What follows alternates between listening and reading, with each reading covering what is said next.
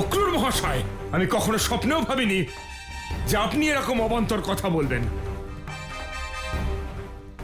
আপনাকে আমি যথেষ্ট সম্মান করি, কিন্তু তার অর্থ কখনোই এই নয় যে আপনি আমার পুত্রকে আমার থেকেই কেড়ে নেবেন এবং আমার পুত্রকে অন্য কারোর পুত্র বলবেন। নন্দরাজ, আমার উদ্দেশ্য আপনাকে কষ্ট দেওয়া নয়, কিন্তু যা সত্য তা আপনাকে স্বীকার করতেই হবে। সত্য? আপনি কোন সত্যের কথা বলছেন?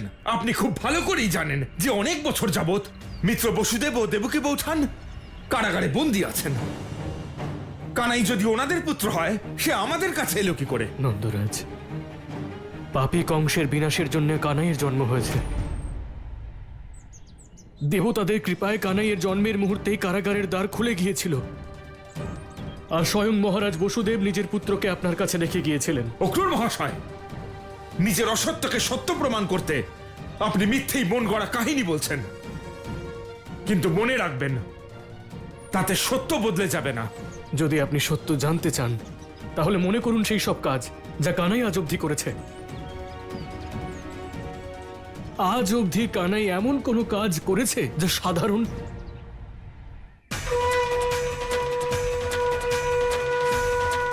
পুতনাবধ, অঘাসুর বধ,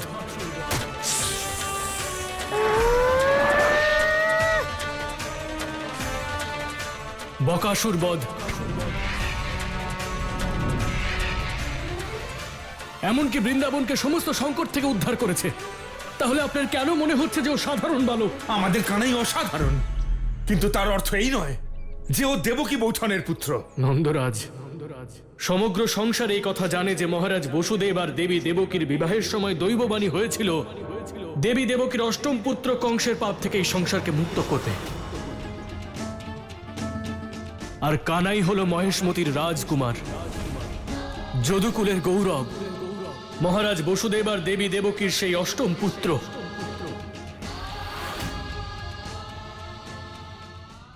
সত্য এটাই যে কানাই আপনার পুত্র নয়, বরং সংসারের পালন কর্তা, সাক্ষাৎ ভগবান বিষ্ণুর পরম অবতার। আর উনি কংসকে বিনাশ করার জন্যই মহারানী দেবকীর গর্ভে জন্মগ্রহণ করেছেন। থামুন অক্রূর মহাশয়, সব মানুষের সহ্যের একটা সীমা থাকে, কিন্তু আজ আপনি সমস্ত সহ্যের সীমা অতিক্রম করেছেন। আমি আর অসত্য শুনতে রাজি নই, তাই আমি এ স্থান ত্যাগ করছি।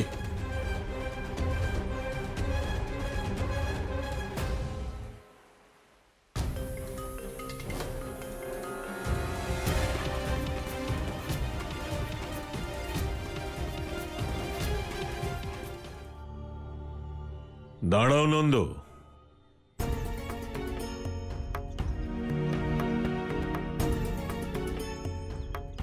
ক্ষমা করবেন গুরুদেব, অক্রূর মহাশয় অসত্য বলেই চলেছেন, আর আপনি ওনাকে কিছুই বলছেন না।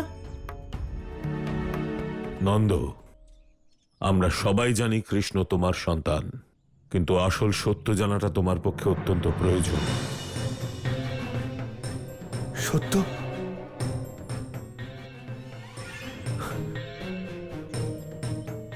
আপনি কোন সত্যের কথা বলছেন? নন্দ,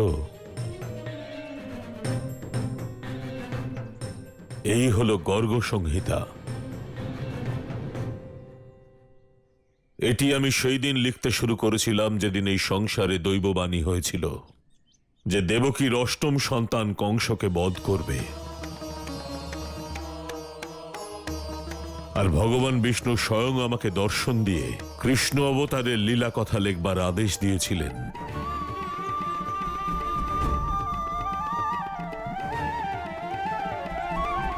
নন্দ, এই সংহিতার প্রারম্ভ দেখো। প্রথম শ্লোক,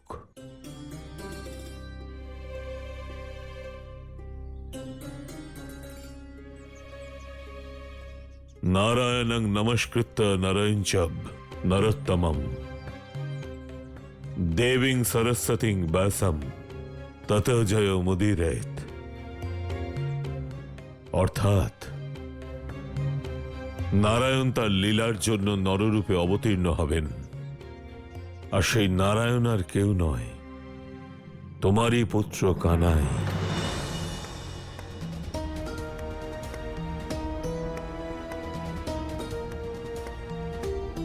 না গুরুদেব,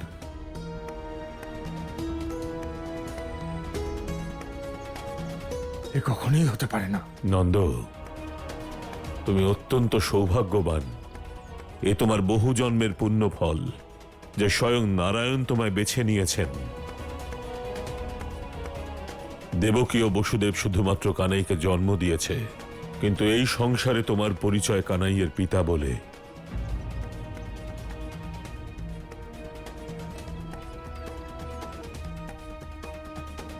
নন্দ, এই সত্যকে স্বীকার করে নিজের মনকে এখন তোমায় বাঁধতে হবে। তোমাকেই তোমার পুত্রকে সেই উদ্দেশ্যের জন্য অগ্রসর করতে হবে যার জন্য তার জন্ম হয়েছে। নন্দরাজ, নন্দরাজ, অনর্থ হয়েছে। ওই কানাই একাই মথুরার দিকে যাচ্ছে। কানাই? মথুরা?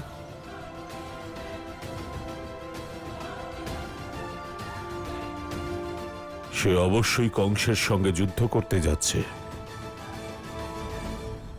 অক্রূর, তুমি নন্দরাজকে সামলাও, আমি কানাইকে আটকাচ্ছি।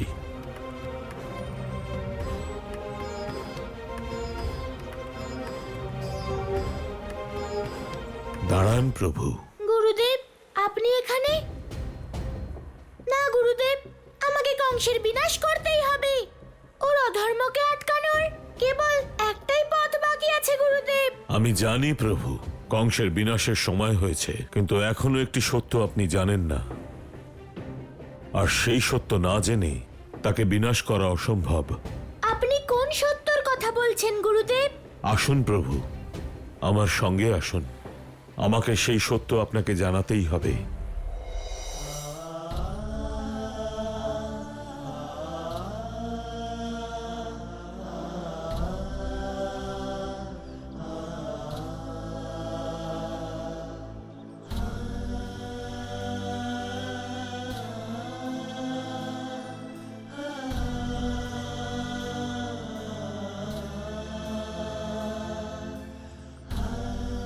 আরে নন্দরাজ, আপনি এসে গেছেন?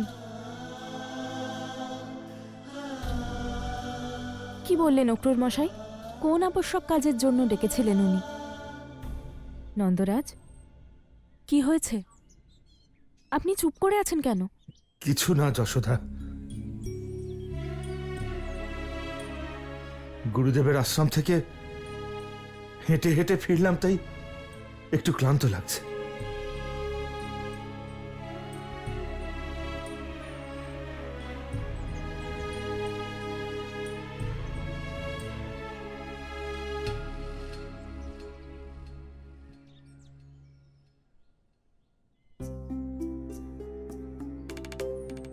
এতটুকু যাত্রা করেই নন্দরাজ ক্লান্ত?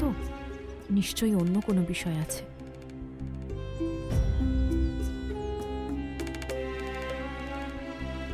যশোদা, এই সত্য আমি তোমাকে কি করে বলবো? আমি জানি তোমার কাছে কানাই হলো সব। তোমার মমতা এই নির্মম সত্যকে কখনো স্বীকার করতে পারবে না।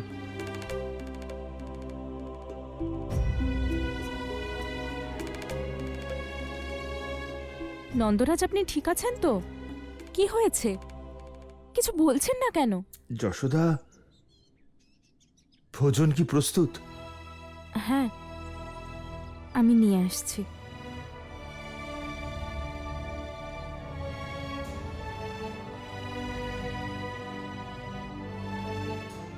কানাই আপনার পুত্র নয়, মহারাজ বসুদেব আর দেবী দেবকীর পুত্র। সত্য তো এটাই যে কানাই আপনার পুত্র নয়, বরং সংসারের পালনকর্তা, সাক্ষাৎ ভগবান বিষ্ণুর পরম অবতার। দেবকী ও বসুদেব শুধুমাত্র কানাইকে জন্ম দিয়েছে, কিন্তু এই সংসারে তোমার পরিচয় কানাইয়ের পিতা বলে।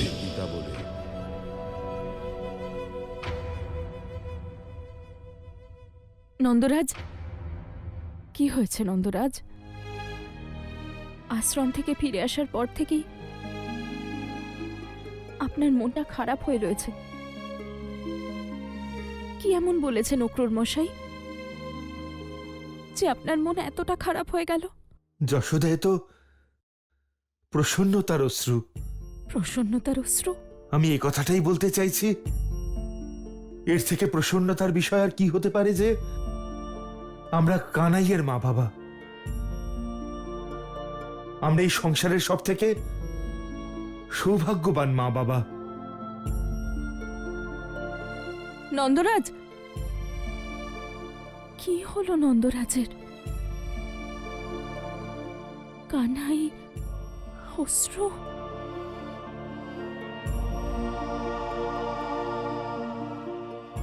নন্দরাজের মনে যে ঝড় চলছে তা আমাকেই থামাতে হবে। বলুন গুরুদেব, সত্যটা কি? আপনি আমাকে কি বলতে চাইছিলেন?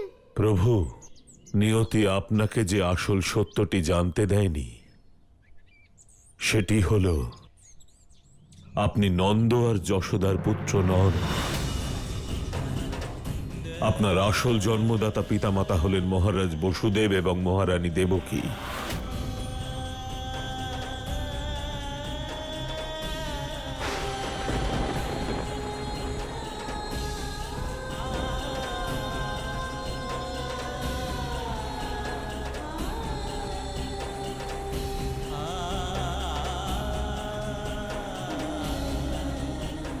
নন্দরানী ও নন্দরাজ আপনাকে শুধু লালন পালন করেছে। আপনাকে জন্ম দিয়েছে মহারাজ বসুদেব এবং মহারানী দেবকী। তারা এই সময় কংসের কারাগারে বন্দী, আর এত বছর ধরে তারা আপনার প্রতীক্ষায়, এই আশায় রয়েছেন যে আপনি তাদের কংসের কারাগার এবং অত্যাচার থেকে মুক্তি দেবেন।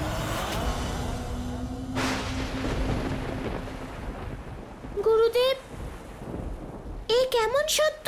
মা দেবকী আর বাবা বসুদেব আমার মা বাবা কি করে হতে পারেন? কিন্তু এটাই যে সত্য কানাই, তুমি দেবকী এবং বসুদেবেরই সন্তান। যশোদা এবং নন্দ তোমায় পালন করেছে, জন্ম দেয়নি। এ কেমন সত্য যেটা মন বিশ্বাস করছে না? প্রভু, এ সব আপনারই লীলা। আপনি এসবের রচয়িতা। এই সংসার তো আপনার লীলার সাক্ষী মাত্র। প্রত্যেক কার্য, প্রত্যেক রহস্যের পিছনে আপনিই আছেন। এখানে সন্দেহের স্থান কোথায় প্রভু? গুরুদেব, আমাকে এটা বলুন যে এগুলো কি করে হলো? দেবকী বসুদেবের কোলে আপনার জন্ম কংসকে বিনাশ করবার জন্যই হয়েছে। যদি আমার জন্ম কংসকে বিনাশ করার জন্য হয়, তাহলে আমি এখনো ওকে বিনাশ করিনি কেন? কার জন্য অপেক্ষা করছি আমি গুরুদেব? প্রভু, এই রহস্য আপনার মধ্যেই নিহিত। কি রহস্য গুরুদেব? এর পিছনেও আপনারই লীলা ছিল। আপনি চাইলে প্রথম পুত্র হিসেবে জন্মগ্রহণ করে দেবকী ও বসুদেবকে উদ্ধার করতে পারতেন, কিন্তু আপনার প্রত্যেক কাজের পিছনে একটি লীলা নিহিত থাকে, আর আপনি দেবকীর গর্ভে অষ্টম পুত্র হিসেবে জন্ম নেন।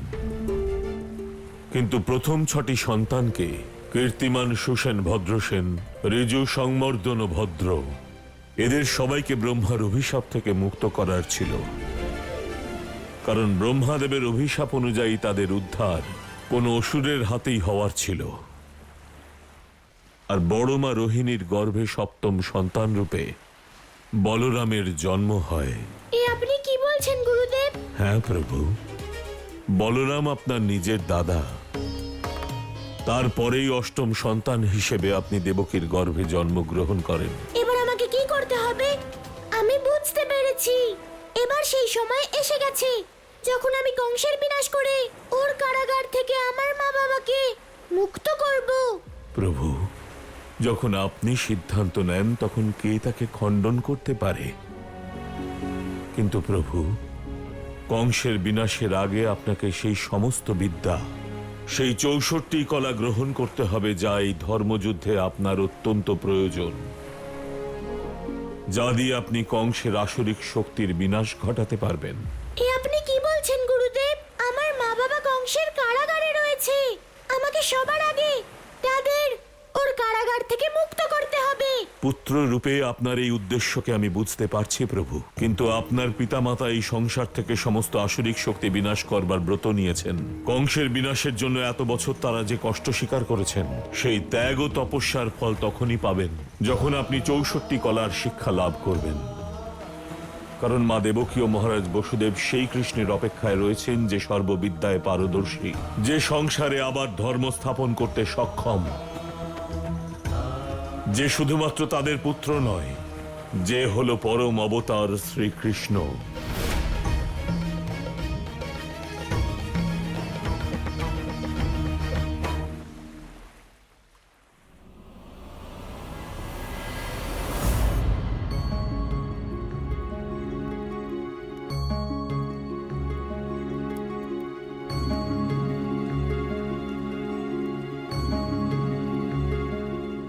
আজ সমগ্র সংসার রঙের উৎসব পালন করছে,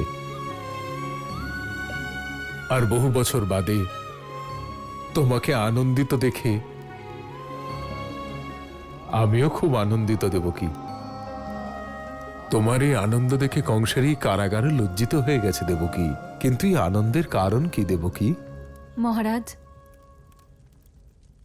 জানি না কেন আমার এমন মনে হচ্ছে আজ প্রকৃত অর্থে আমি মা হয়েছি। এ তুমি কি বলছো দেবকী?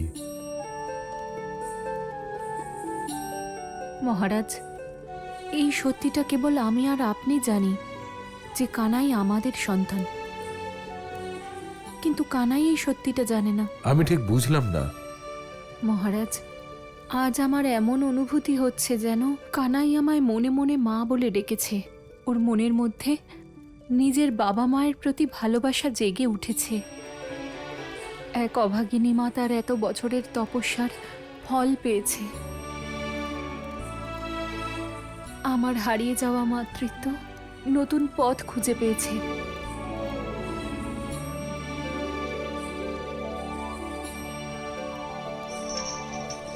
বসুদেব মশাই, খাবার নিয়ে এসেছি, খেয়ে নিন।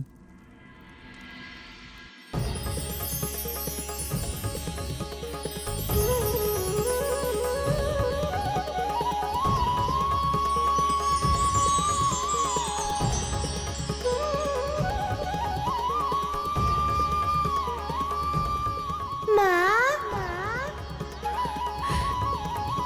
সোনা, তুই জানতে পেরেছিস যে তোকে দেখার জন্য কবে থেকে ব্যাকুল হয়ে আছি আমি। মহারাজ, মহারাজ, এই দেখুন।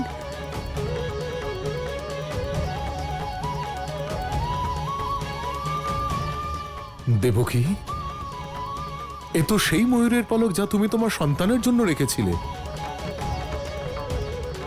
তুমি সব সময় বলতে যে যখন তোমার সন্তান জন্মাবে তখন তার মাথায় এটা লাগাবে। হ্যাঁ মহারাজ, এটা সেই ময়ূরের পালক। তুমি ঠিক বলেছ দেবকী। কানাই এটা জেনে গেছে যে আমরাই ওর বাবা আর মা। আর এই ময়ূরের পালক আমাদের পুত্রের ভালোবাসার চিহ্ন। আপনি ঠিক বলছেন সোনা। আমার মমতার স্পর্শ তুই পেয়েছিস, কিন্তু তুই কবে আসবি? তোর মা তোকে দেখার জন্য অধীর আগ্রহে অপেক্ষা করছে।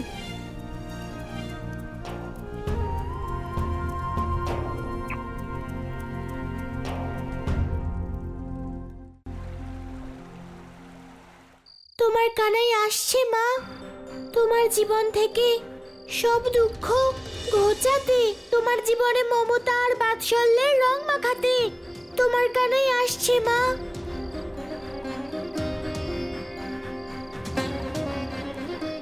আরে কানাই,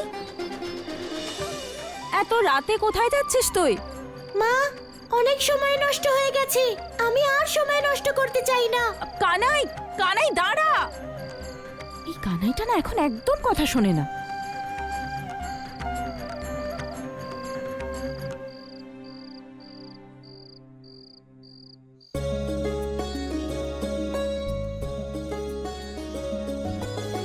ब्रज के बा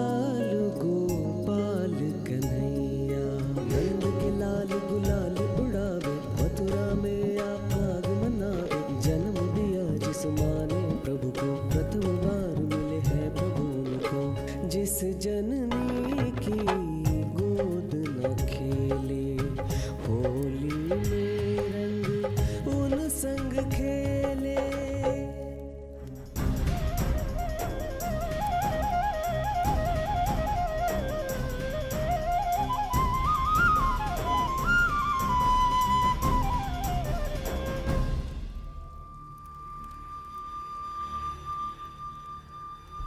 মা, তুমি ধন্য। তুমি নিজের সন্তানের সঙ্গে দেখা করার জন্য নয়, বরং এই সংসার থেকে অধর্মের বিনাশের জন্য নিজের পুত্রের থেকে আলাদা থেকেছো। তোমার সত্য জানার পরে আমি তোমাকে মুক্ত করার থেকে নিজেকে যে কিভাবে আটকেছি সেটা আমিই জানি। কিন্তু এখন আর তুমি চিন্তা করো না মা। যদি তুমি আমার মা হও তাহলে আমিও তোমার পুত্র। আমি তোমার এই তপস্যাকে ভাঙবো না। এবার আমি তোমার সামনে তখনই আসবো যখন আমি কানাই থেকে কৃষ্ণ হয়ে উঠব। এটা এক পুত্র তার মাকে কথা দিচ্ছে মা।